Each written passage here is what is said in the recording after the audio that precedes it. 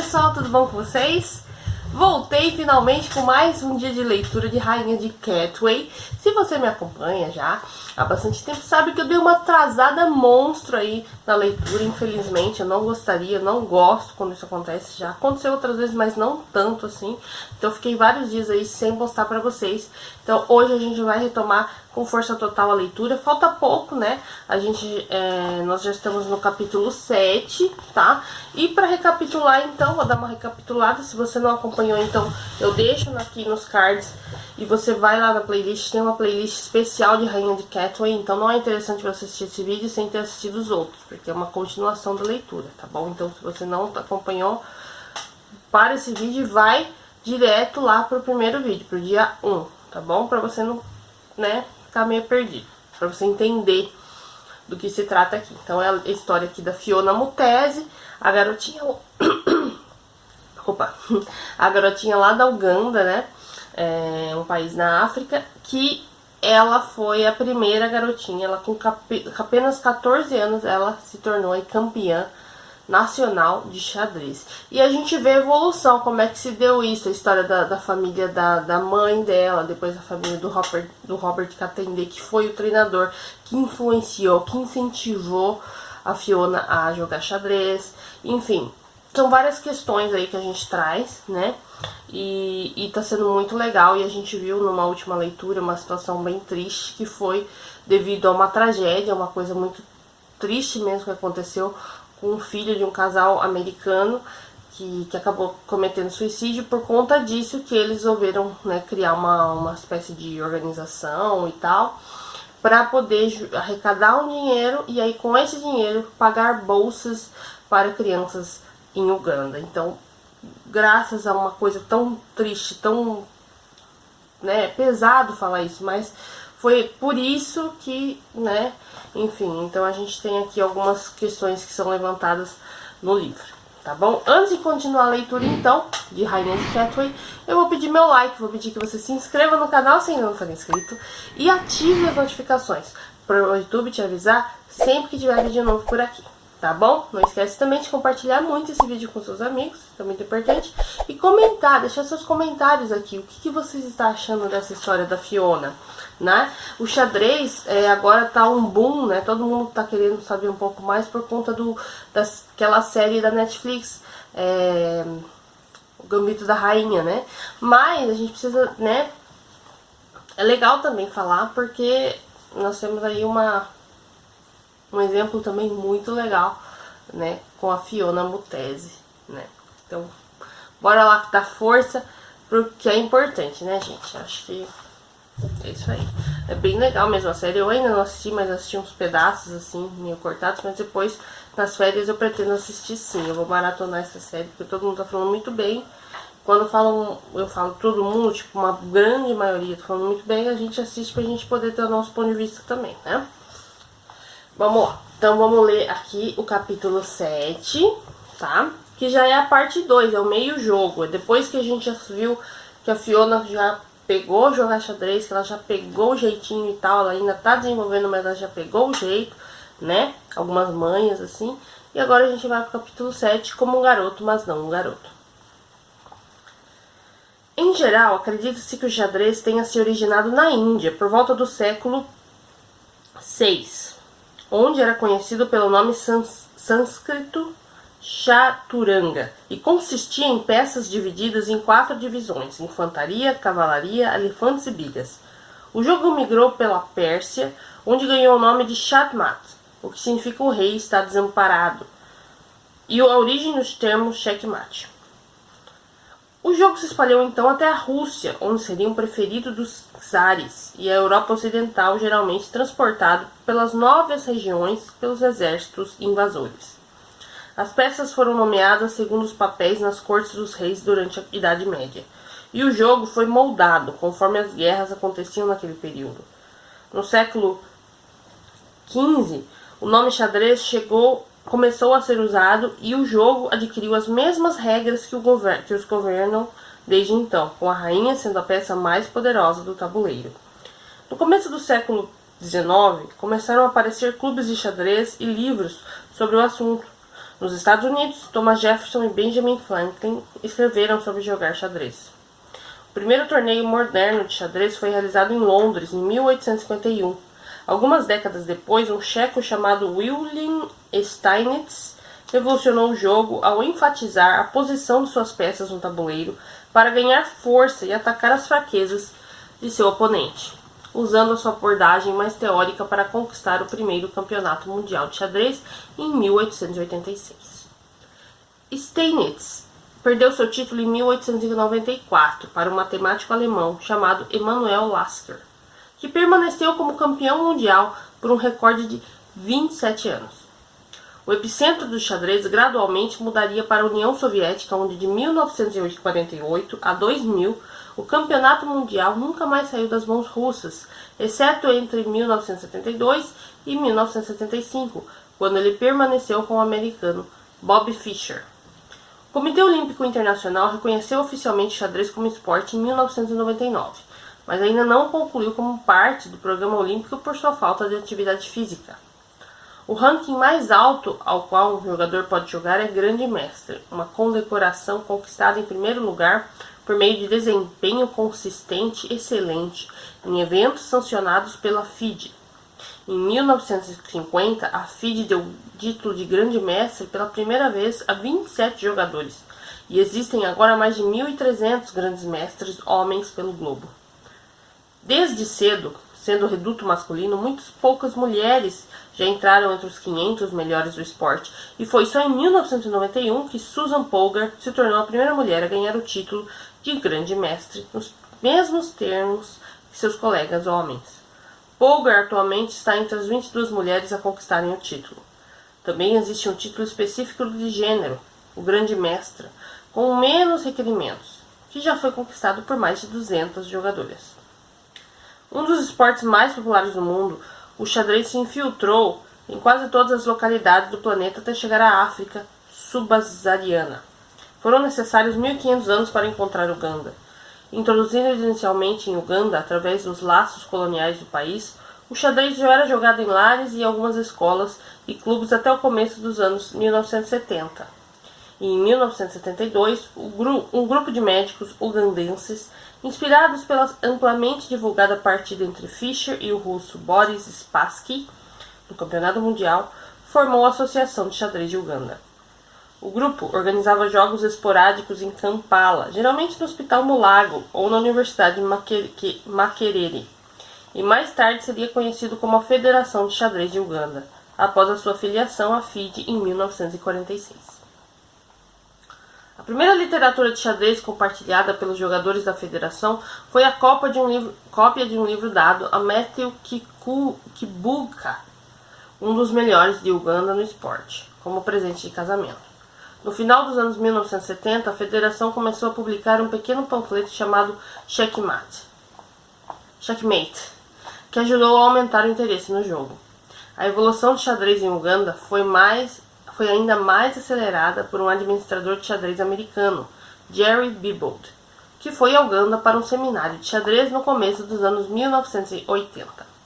E subsequentemente começou a enviar por correios edições da Chess Life, a revista da Federação de Xadrez dos Estados Unidos da América, a Federação Ugandense. E foi lendo a Chess Life que aprendemos o jogo, conta o atual treinador do time nacional de xadrez ugandense, Joaquim Okot, mais um dos pioneiros do esporte no país. E antes disso, havíamos lido alguns livros sobre xadrez e decorado alguns movimentos, mas nem sempre sabíamos por que estávamos usando aqueles movimentos. Com a ajuda de Jerry, aprendemos por quê. Uma das 158 federações de xadrez reconhecidas pela FIDE, a de Uganda está entre as estabelecidas mais recentemente. O primeiro campeão nacional ugandense foi um inglês, professor da Universidade Mibirara. Por mais que Uganda tenha ocasionalmente revelado um jogador forte, o mais notável sendo Willy Zabazaja, que venceu o campeonato nacional ugandense por 9 vezes e tornou-se o primeiro da África Oriental a ganhar o título de mestre FIDE. A nação nunca chegou entre os 100 maiores do mundo nas classificações da FIDE. E por mais que existam 6 grandes mestres na África, Uganda nunca teve nem sequer um mestre internacional. O nível abaixo do grande mestre e acima de mestre Fide, como não existe tradução para a palavra xadrez em seu idioma nativo, Luganda, sempre que Fiona Montesi fala sobre o jogo, ela precisa usar o inglês para as terminologias. O homem que levou o xadrez às escolas ugandenses foi Damien Grimes, um padre católico branco e missionário em que em 1967 assumiu como diretor o Namazagali College, uma das mais prestigiosas escolas do país na época. Grimes iniciou um programa de xadrez em Namazagali que lentamente se espalhou para outras escolas, e com o tempo, Padre Grimes organizou um torneio de xadrez entre algumas escolas em Kampala, e muitas delas com diretores também vindos da Grã-Bretanha. Esse torneio se expandiu para as escolas de toda a nação desde então, e adotou o nome dele. Foi no Padre Grimes de 2005 que Robert Katende focou. Seu projeto de xadrez existia há pouco mais de um ano e o treinador estava começando a sentir que os seus jogadores precisavam de um objetivo. Fiquei com medo do que estávamos fazendo se tornar monótono, explica Katende. Você vem um dia, você treina, você vai embora. Volta no dia seguinte, você treina, vai embora. A questão se tornou depois disso o quê? Achei que precisávamos estar treinando para chegar a algum lugar. Então Katende apelou para o presidente do Conselho da Federação de Xadrez de Uganda na época, Enoch Barumba, pedindo para colocar jogadores do seu projeto de xadrez no torneio Padre Grimes em 2005. A ideia foi enfaticamente rejeitada. Barumba se perguntava como elas poderão vir. Ele insistia, são crianças de ruas. Elas não vão à escola. Como poderão jogar em torneios escolares? Isso não pode ser permitido. E quando falei de crianças da favela, ele achou que sabiam quem elas eram. Achou que eram sujas, achou que eram mal comportadas, achou que eram arruaceiros que ofenderiam as outras crianças de alguma maneira. Então ele usou todos os argumentos para me recusar. Katende sabia que precisaria derrotar um antigo preconceito de classes em Uganda. Muitos ugandenses consideravam crianças de rua irredimíveis e resistiam à sua integração com a sociedade mais privilegiada. Katende visitou Barumba diversas vezes ao longo de um período de 3 meses, oferecendo várias ideias para que as crianças do seu programa pudessem competir como participantes convidados. E ele disse a Barumba que seus alunos eram jovens e inexperientes e certamente não ganhariam nenhum troféu, mas que precisavam de uma plataforma para aprender mais sobre o xadrez competitivo. Katende também apelou a Godfrey Galley, secretário-geral da federação. O pedido de Robert era politicamente delicado, diz Galley. Quando falei com o presidente do conselho, ele me perguntou como elas se encaixam aqui. Ele não queria permitir aquele tipo de acordo, mas eu reconhecer algumas daquelas crianças e eu convenci de que precisávamos mostrar que um dos objetivos da nossa federação era espalhar o jogo para toda a sociedade de Uganda. Barumba finalmente cedeu, mas com uma condição que ele suspeitava que era proibitiva.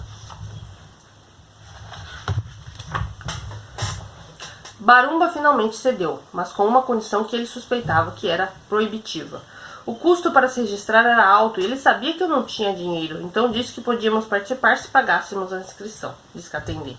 Era como um empecilho que ele achou que nos eliminaria, então falei com o Sports Outreach e eles liberaram dinheiro e assim voltei a Barumba. E ele ficou surpreso por ter o dinheiro, mas não tinha mais como retirar o que dissera. Quando Katende explicou aos pioneiros o que tinha acontecido, eles não acreditaram. Antes daquela época, as crianças saíam do programa porque achavam que o xadrez era uma perda de tempo, diz Ivan Mutesasira. E muitos haviam inclusive perdido as esperanças por não haver nenhum futuro em jogar xadrez, mas quando o treinador Robert nos contou que íamos a um torneio, ficamos todos surpresos e animados. O time de Katende incluía os pioneiros Samuel, Richard, Ivan, Julius e Gerald, e o irmão de Fiona, Brian. Os meninos tinham entre 7 e 13 anos de idade. E para a maioria deles, o torneio Padre Grimes, em 2005, na King's College Borough, em Mpigi, seria sua primeira viagem para fora da favela de Katwe. Quando foram apanhados por uma van para o trajeto até King's College, era a primeira vez dos meninos no veículo, e durante os 45 minutos de viagem de Kampala até Mpigi, Katende resumiu para as crianças habilidades básicas de como se abre uma garrafa de água a como comer com talheres. Eles chegaram a um grande campo cheio de árvores e atalhos ladeados por flores bem cuidadas.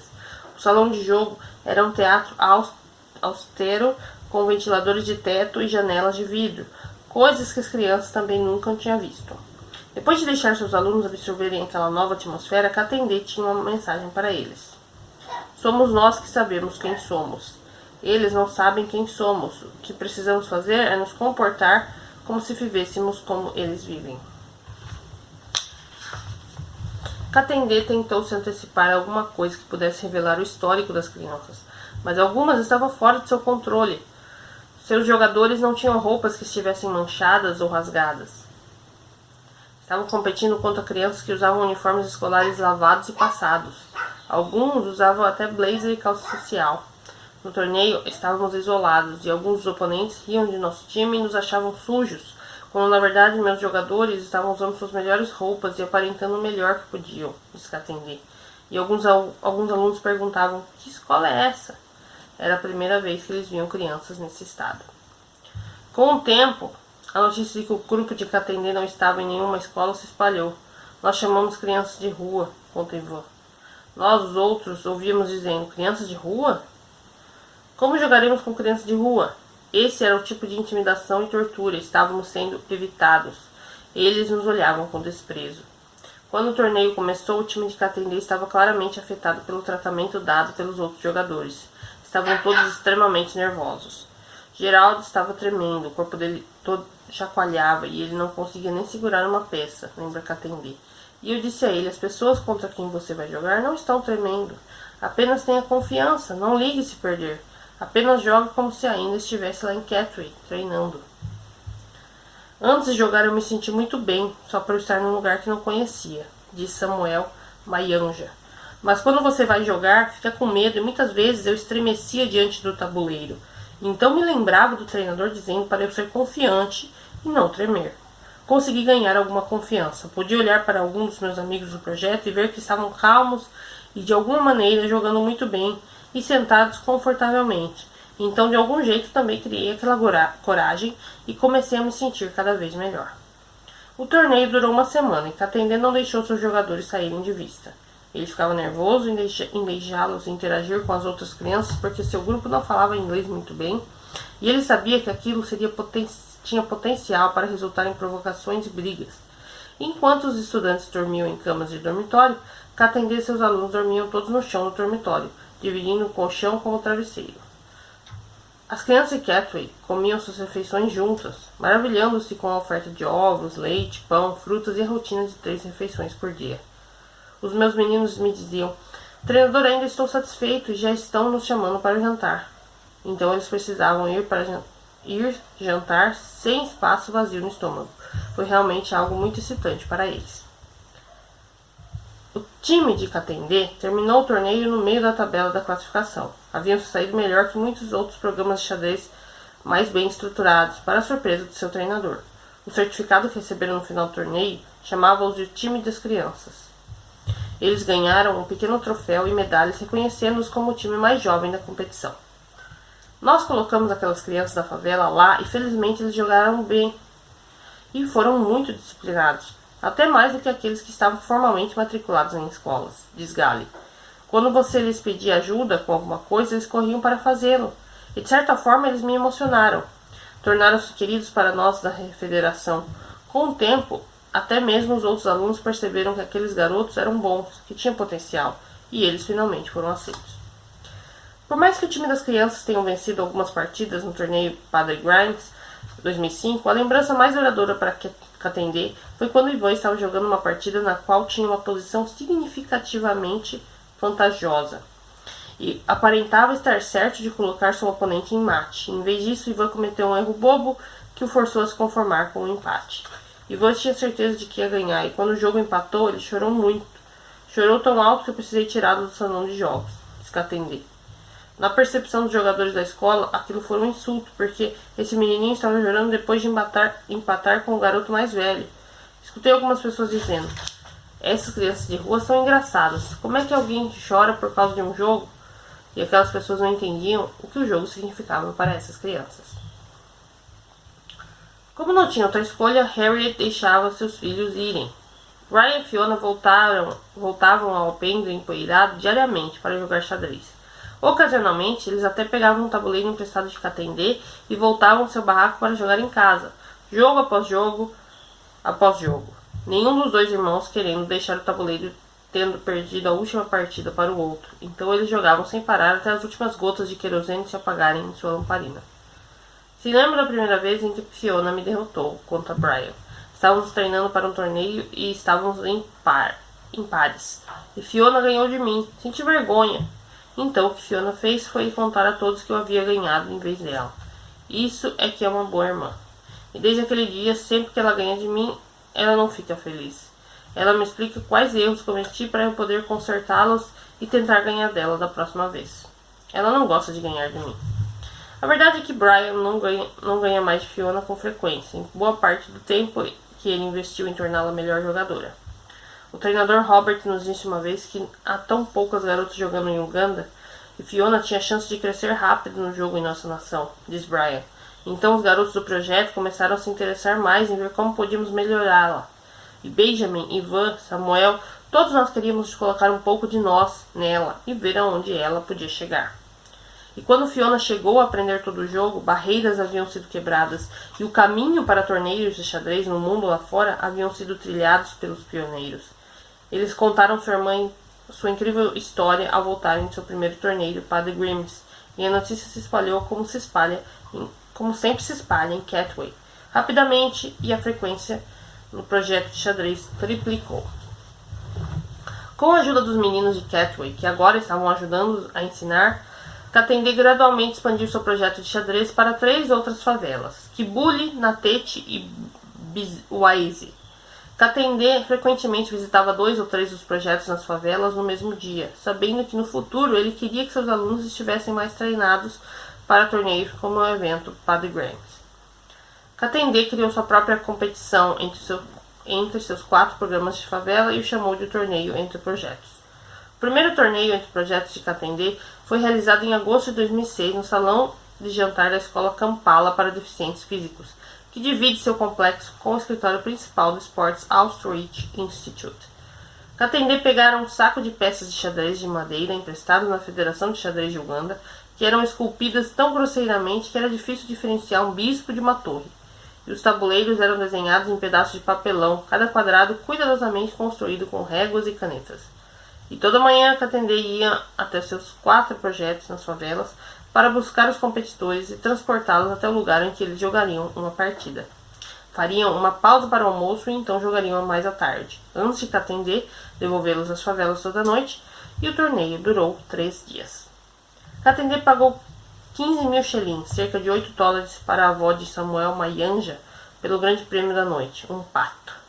Richard Tugumi, um dos pioneiros, ganhou o pato, e outros que terminaram nas primeiras posições receberam 10 mil shillings.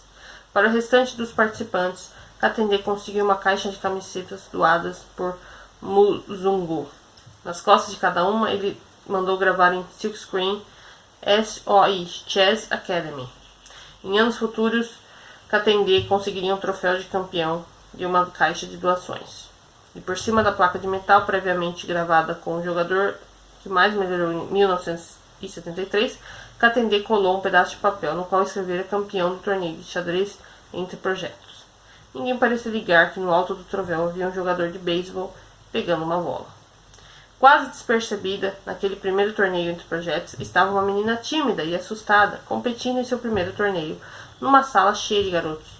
Antes do seu primeiro jogo, Fiona, encarando as outras mesas, e quando notou que era a única garota entre as 2 dúzias de competidores, ela se perguntou se o fato de estar lá fora um erro. Ela pensou em perguntar a Katendê se devia simplesmente observar os outros jogarem, mas estava tão curiosa para saber como seria competir contra todos aqueles garotos que ficou onde estava e controlou a sua ansiedade. No dia que me disseram que íamos jogar num torneio, eu nem sabia o que era um torneio, relembra Fiona. Com certeza senti um pouco de medo, porque eu sabia que ia ter outros jogadores de outros lugares. Lembro que no primeiro dia eu ganhei um jogo de 3 mas foi na última rodada. Me senti melhor e pensei, amanhã vou voltar para desafiar essas pessoas. Fiona apareceu no dia seguinte e ganhou todas as 3 partidas que jogou, o que a qualificou para jogar com alguns dos melhores oponentes no torneio do dia final. Ela perdeu ambos em seus jogos naquele dia, mas não se sentia mais intimidada, como se sentira apenas 2 dias antes. E no final do torneio, Katende entregou a Fiona um envelope contendo 15 mil shillings por ganhar o campeonato das garotas. Fiona não podia acreditar que tinha ganhado dinheiro jogando xadrez. Ela ganhou o dinheiro para casa e para dá-lo à sua mãe. O que realmente me motivou muito foi que me deram aquele presente, disse Fiona. Eles não me deram presente porque ganhei. Me deram presente porque eu era a única garota que participou do torneio e aquilo me motivou muito a continuar a jogar xadrez. Em janeiro de 2007, apenas 5 meses após sua primeira experiência no torneio, Fiona entrou no Campeonato Nacional Sub-20 de Uganda, realizado no Complexo Esportivo Lugogo. O torneio era bem organizado, com tabuleiros e peças de verdade, assim como relógios para cronometrar as jogadas. Fiona era uma das 20 participantes do projeto de xadrez de Katende. Num total de 70 competidores, Fiona tinha apenas 11 anos de idade. A maioria de seus oponentes tinha 18 ou 19. Katende não viu Fiona jogar uma única partida naquele torneio. Com 20 crianças para acompanhar, ele concentrou a maior parte de seu tempo em Ivan, Benjamin, Richard e Gerard, 4 garotos que ele achava que tinham uma chance de ganhar. Mas Fiona capturou a atenção de Godfrey Galley, secretário-geral da Federação de Xadrez de Uganda.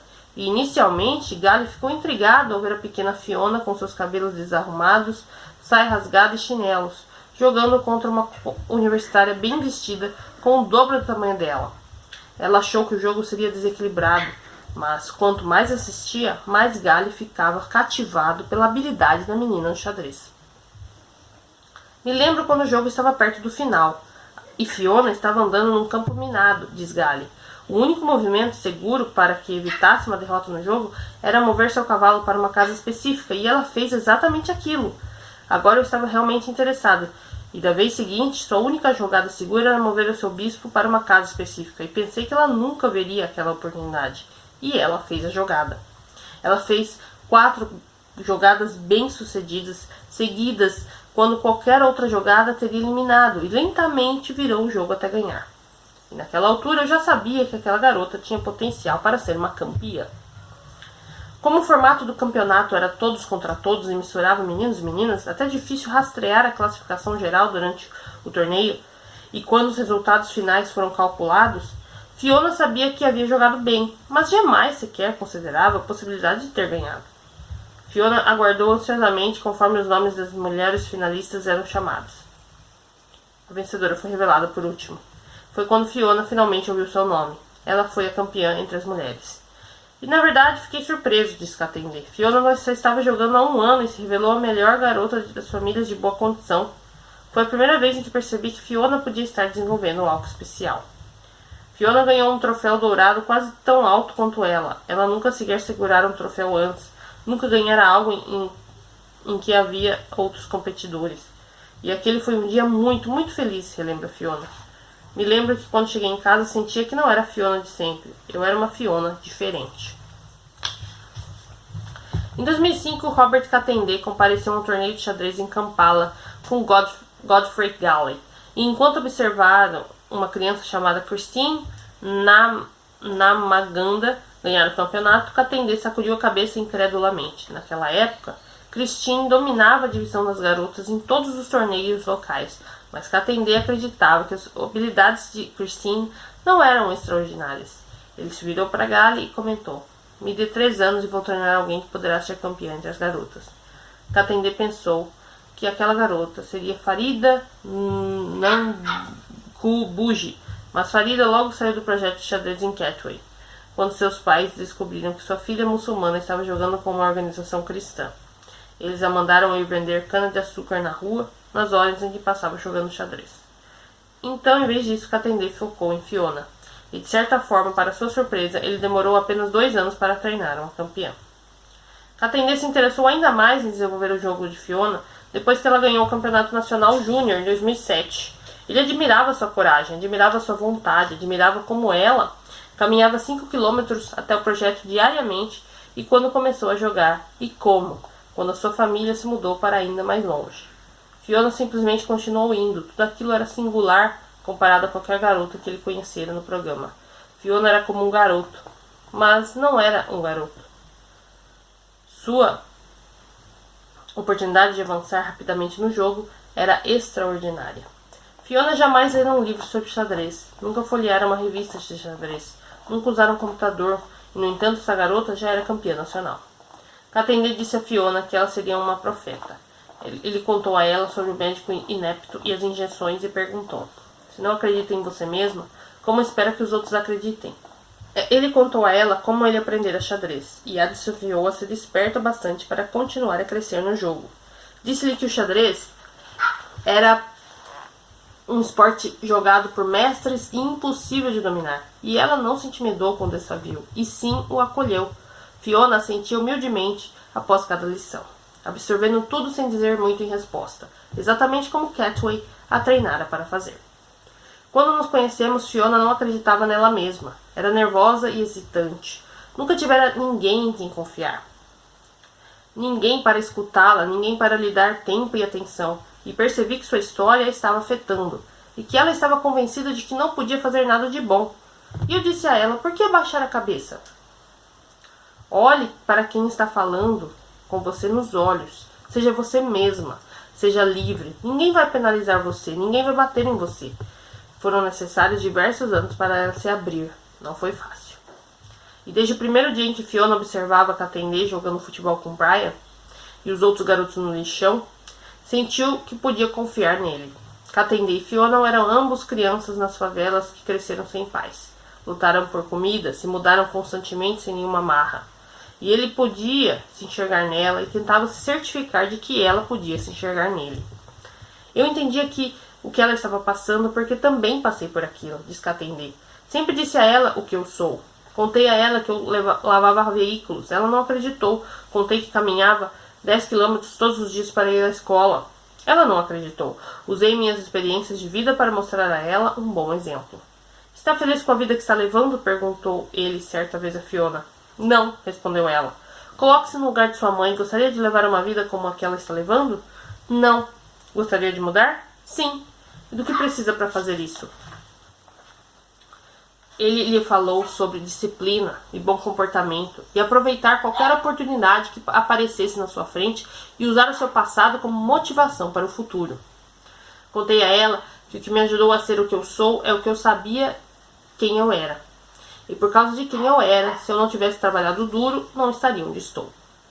Eles jogavam juntos constantemente, Fiona e Katendê, e muitas vezes até só restarem os dois no projeto, e até bem depois da hora em que Katendê planejara ir para casa. E mesmo que Katendê frequentemente ajudasse Fiona com seus conselhos quanto a qual jogada fazer, ele deliberadamente a mandou fazer uma jogada ruim durante uma partida, e Fiona começou a mover a peça e então hesitou. Mandei você fazer isso e está recusando? Por quê? Treinador, acho que é uma jogada errada, respondeu Fiona. Minha peça seria capturada. E já fez alguma coisa errada porque alguém a mandou fazer sem nem pensar? Indagou Katendê. Antes de fazer alguma coisa, sempre pense. Quais são as repercussões? Quais serão as repercussões? Quais serão as consequências? E no começo, quando jogava contra Fiona, Katendê jogava como professor. Jogava contra ela sem sua rainha, ou tirava seus bispos ou alguns peões do tabuleiro, até chegar a hora de precisar de todas as suas peças para derrotá-la. Então Fiona começou a ganhar dele. Inicialmente, eu às vezes dava a ela a chance de capturar peças para ver se ela conseguia prever uma jogada. Será que ela consegue tirar proveito de uma vantagem daquelas? E eu a testei com algumas jogadas complicadas e ela previa todas. Deixava minha rainha vulnerável de propósito para descobrir se ela via que aquilo era uma armadilha. E rapidamente me dei conta de que Fiona via tudo. Fiona ficou cada vez mais à vontade no jogo, até mesmo provocando o seu treinador. Uma coisa que ela jamais teria se sentido confortável fazendo com nenhum dos garotos do projeto. E ela dizia coisas como: treinador, sei o que está planejando e sinto muito, mas não posso deixá-lo fazer isso. O xadrez começou a fazer sentido para Fiona. É um jogo de sobrevivência através da agressão controlada. É sobre encontrar alguma clareza em meio à confusão, uma maneira de organizar o caos ao sempre pensar diversas jogadas antes do perigo. Fiona até se tornou estudante do jogo, anotando cada movimento em seus jogos nos torneios e os revisando extensivamente com Katende depois. Ela sabe que a melhor maneira de continuar aprendendo é por meio da prática. Ela é incansável. Quando lhe pediram para estimar quantos jogos jogou desde que se juntou ao projeto, Fiona respondeu que não conseguia imaginar um número tão alto. Acredito mesmo que ela é bem sucedida porque tem a mente aberta para aprender, opina Katende. Ela admira jogadores melhores e pergunta a si mesma: posso um dia ser assim? E sempre digo a ela que não é suficiente querer ser como eles, você precisa se esforçar como eles, porque você simplesmente não acorda um dia e vê que chegou lá. Katende ensinou a Fiona a entender o jogo e depois a apreciar o jogo e finalmente a amar o jogo. Uma coisa que gosto muito de xadrez é que ele afia o meu cérebro, diz Fiona. E antes de jogar xadrez eu não era motivada a pensar, mas quando aprendi o jogo realmente gostei de como ele me dava tantos desafios. Me sinto muito confortável quando estou no tabuleiro. E nem quando perco quero deixar o jogo. Sinto uma felicidade sempre que estou jogando, fazendo o que eu faço de melhor. Havia alguns cachorros na matilha e um deles era mais rápido que os outros. Então esses cachorros corriam atrás de gatos e os comiam. Infelizmente havia um gato tão veloz que a maioria dos cães o perseguia, mas não conseguia apanhar. Então, uma vez o cachorro mais rápido, que gostava de exibir a sua velocidade, foi desafiado pelos outros. Ei, tem um gato muito rápido. Acha que consegue pegá-lo? Vocês já me desafiaram muitas vezes antes. E eu sempre peguei o gato, respondeu o cachorro mais veloz. Esse gato será minha refeição do dia. Então, naquele dia, o gato apareceu. Ei, o senhor gato está aqui, avisou um dos cachorros. O rápido. O cachorro mais rápido correu atrás do gato. Ele sumiu durante um bom tempo e finalmente voltou, mas sem apanhar o gato. Então os outros cachorros perguntaram o que havia acontecido. E eu só estava correndo atrás de uma refeição que posso arranjar em outro lugar. E aquele gato estava correndo por sua vida. Katende conta a história com admiração pelo improvável herói, deixando claro o tempo todo que ele está torcendo pelo gato. E aquele gato estava correndo para salvar sua própria vida, e não tinha nenhuma outra escolha, diz Katende. E Fiona vê o xadrez da mesma maneira. Sinto que talvez isso a ajude a alcançar o seu potencial máximo, porque ela reconhece o xadrez como uma forma de sobrevivência. O jogo de Fiona ainda está muito cru. Ela joga quase inteiramente por instinto em vez de seguir as diversas teorias de abertura, meio-jogo e final usada por jogadores mais experientes. Ela se sai bem porque possui aquele precioso gênio do xadrez que a permite enxergar no tabuleiro várias jogadas à frente. E ela foca em seu jogo como se sua vida dependesse daquilo. E o que no seu caso pode ser verdade. E quando Fiona se senta no tabuleiro de xadrez, ela reage como reagiria quando brigava com aquele garoto agressivo do bairro, ou quando foi provocada pelas outras crianças em seu primeiro dia do projeto de xadrez. Ela reage como Catway a ensinou a reagir. Ela ataca. Ela gosta de jogar xadrez, que gosta de chamar de mate-me rápido, diz Godfrey Galley. Fiona tem um plano muito agressivo. Ela cerca você até você não ter para onde ir, então ela espreme como uma piton até você morrer. Esse tipo de agressividade numa garota é um tesouro e tanto. Ainda assim, o ardor de Fiona às vezes a prejudica. Se ela tem uma fraqueza, é ser afoita demais para avançar, afoita demais para matar sem munição, opina o Dr. George Zirumbuzi, ex-treinador do time nacional de Uganda. No xadrez, se você tenta dar um golpe de estado e falha, você é enforcado. O plano de jogo de Fiona tem uma agressividade cultivada com o tempo para ser calculista, moldada por seus diversos jogos contra Benjamin e Ivan, que lhe ensinaram que enquanto se ataca, jamais se pode negligenciar sua própria defesa. E no começo, ela era uma jogadora agressiva que não sabia exatamente como atacar a sua esperteza, conta Benjamin. Então tentamos ensiná-la a parar de cometer os erros que estava cometendo. E agora ela não era tão agressiva quanto era, é mais estratégica. Quando jogo com ela, preciso ser muito estrito e firme, senão ela me destrói. E embora a estratégia de Fiona seja colocar seu oponente numa posição defensiva o mais rápido possível, com o tempo ela gradualmente aprendeu a levar um jogo que não é ganho por seu ataque inicial. Acho que ela está planejando seu ataque, mas quando você vê algumas reações que podem ser perigosas e lida com elas com antecedência, diz Katende. Então, quando ela está pronta para atacar, já cuidou de tudo. Ela está ciente de que se o oponente reage de tal maneira, eu vou fazer isso. E se ele fizer aquilo, eu farei isso. Você não verá nenhuma expressão de muita concentração no rosto dela. Ela parece bem casual, mas é bom não menosprezar nenhuma das jogadas dela, porque ela está sempre pronta para dar o bote. Ivan acredita que a maior força de Fiona seja a paciência. Às vezes nossos jogos duram muitas horas e a maioria das meninas perde interesse depois de 30 minutos, diz Ivan. Garotas têm um monte de desculpas, e Fiona nunca perde interesse em nem dar desculpas. Ela é comprometida, jamais se cansa como as outras meninas. E uma das fraquezas que mais encontramos nas crianças é que elas geralmente jogam rápido demais, relata Gally. Crianças não querem demorar para pensar em certa jogada, mas Fiona demora. Seu oponente pode fazer uma jogada na qual oferece a ela uma peça grande, como uma rainha, e se você é do tipo de jogador que age por impulso, sem pensar em todas as jogadas, vai perder. Fiona olha para todas as opções e só então faz a melhor jogada. Ela faz jogadas que você não espera que uma pessoa da idade dela faça. Acho que ela está se tornando o que chamamos de jogadora estratégica, mais do que uma jogadora tática, sugere o Dr. Ziren Buzi. Jogadores estratégicos duram mais porque usam princípios fundamentais e não são facilmente surpreendidos, enquanto os jogadores táticos têm muitos truques na manga. Ela joga xadrez didático, o que deixa sua estrada à frente aberta e livre. Fiona ainda não está no começo de seu projeto de aprendizagem, que os experts do xadrez mais renomados de Uganda, como o Dr. Ziren Buzi e Joaquim Okoth, acreditam ser um potencial impressionante. Eles falam sobre como a maioria dos jogadores começam com a teoria e nunca desenvolvem completamente os instintos dos quais Fiona desconfia. E ficam maravilhados com o quanto ela pode melhorar, quando aprender e interpretar e reagir à teoria que guia os jogadores de elite. Amar o jogo como Fiona ama e já ser campeã na idade dela significa que seu futuro será muito maior que qualquer outra garota que já tenhamos conhecido, opina o Dr. Ziren Buzi. E quando Fiona perde, se sente muito magoada e gosto disso, porque essa característica vai mantê-la sedenta por melhorias. Fiona ganhou o campeonato júnior nacional novamente em 2008 e de novo em 2009. Então, no torneio de projetos 2009 de Katendê, ela derrotou Samuel Mayanja, o campeão júnior nacional entre os meninos, que chorou depois de perder enquanto as meninas na sala gritavam. Fiona agora é campeã júnior dos meninos e meninas. E Fiona não comemorou aquela vitória, assim como não comemorou sua primeira, contra Joseph Asaba, outro menino que ela levou às lágrimas.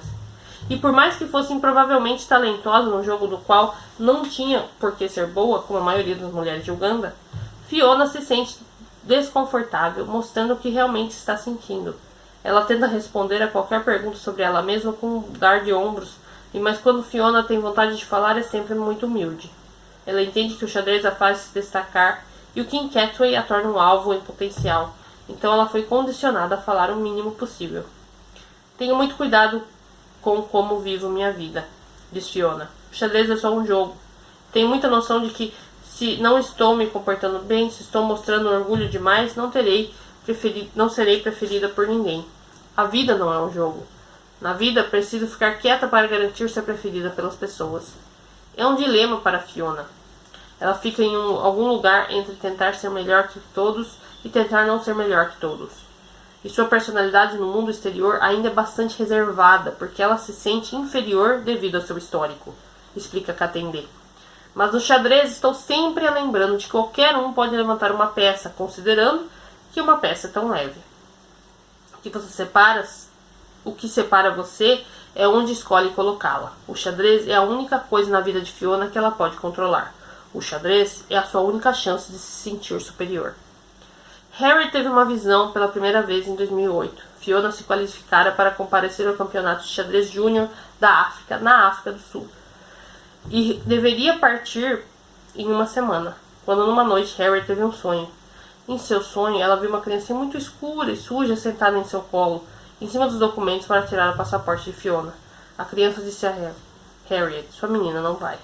E nos dias seguintes, apesar dos incansáveis esforços de Katendê para acelerar o processo burocrático, o passaporte de Fiona ficou pronto tarde demais, e Fiona não foi. Então, no começo do verão de 2009, Harry teve uma visão similar, apesar de não ter exatamente certeza do que dessa vez. Ela não estava sabendo de nenhuma viagem próxima para sua filha e não esperava que Fiona jamais saísse de Uganda, de verdade. Mas Mais uma vez, Harry teve o mesmo sonho da criança sentada sobre alguns papéis em seu colo. E dessa vez a criança tinha uma mensagem diferente. A sua menina vai. Concluímos aqui. Cara, muito legal e muito emocionante ver a evolução da Fiona, né? Como jogadora de xadrez. Ela passou ali pelos... Normal, né? Quando a gente tá aprendendo um negócio, a gente não sabe, então a gente, né, dá umas cambaleadas. Mas ela tá pegou no tranco, Katende curtiu, gostou, falou, vou dar um incentivo pra ela aqui que ela merece. E tá sendo muito legal ver a evolução da Fiona. Eu vou mostrar as fotos que tem aqui no livro, ó, pra vocês. Esse aqui é o Hakim Sewaya, que viveu 40 anos em Catway. Em frente ao seu barraco, a estrutura se enche de esgoto durante as frequentes enchentes na favela. Olha. Dá pra ver? Esse. E a Ida Namuzizi segura a única fotografia existente de sua filha Ferida Nawaguma e seu neto Robert Katende à esquerda. A foto foi tirada pouco antes da morte de Nawaguma. Vocês lembram da história do Robert, né? Da mãe dele, como é que foi. Aqui, ó, a família do Robert. E ele é à esquerda, ele é esse aqui. Aí aqui embaixo tem uma outra fotinho. Robert Katende ensina a criança a jogar nos primeiros dias do seu projeto de xadrez. Ele chegou à conclusão de que o xadrez era a melhor ferramenta para ajudar as crianças da favela a aprender a superar os muitos obstáculos em seu cotidiano. Então aqui é os primeiros dias de aula de xadrez, ao Katende e as crianças. Aí nós temos aqui a Fiona Montesi, reza dentro do barraco de sua família antes de sair para sua caminhada de 3 horas pelos traiçoeiros becos de Catway em busca de água fresca. Fiona rezando antes de sair de casa para buscar água, gente. Gloria Nanzubuga tinha 4 anos quando Robert Katende a selecionou para ser a primeira tutora de xadrez de Fiona Montesi, de 9 anos de idade. Então essa aqui é a Glória. Lembra que a gente viu que a Glória foi a primeira tutora, né? A primeira pessoa que, né, criança que começou a passar para Fiona o nome das peças, enfim, as coisas. Andrew Pop brinca com crianças no orfanato chinês durante seu ano escolar no exterior em 2003. Esse é o Andrew Pop, gente, que é que começou o suicídio, ó. Tá vendo?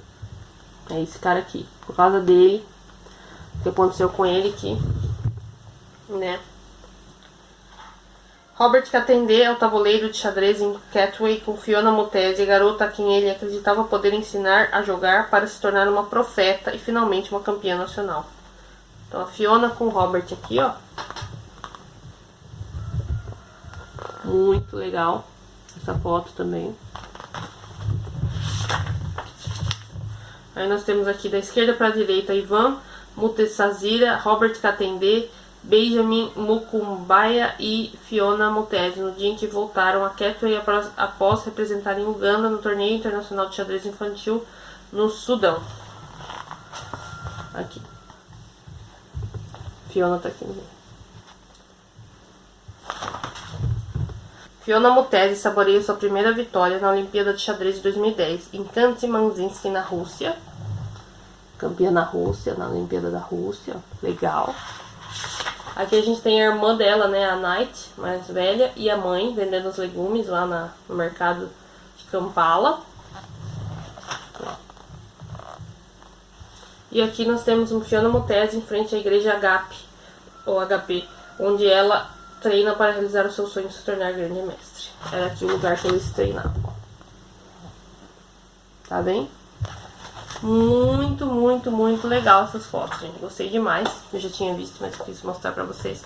É interessante a gente ver, né, a figura da pessoa, né? De quem que a gente tá falando. Então isso torna mais emocionante ainda ver a evolução dos personagens aqui, no caso, que são pessoas reais, que existem. Então, eu espero que você tenha gostado dessa leitura, gente. E um beijo muito especial. Eu volto a qualquer momento com a continuação da leitura. Não tem um prazo certo, não. Eu vou gravando, vou editando e vou postando pra vocês, pra gente concluir a leitura o mais rápido possível, tá bom? E peço desculpas novamente pela demora e pelo atraso, porque realmente foi bem enrolado. Eu fiquei bem enrolada esses tempos aí, então, né, atrasou. Um beijo muito especial e obrigada por me acompanhar mais uma vez. E até o próximo vídeo. Tchau, tchau!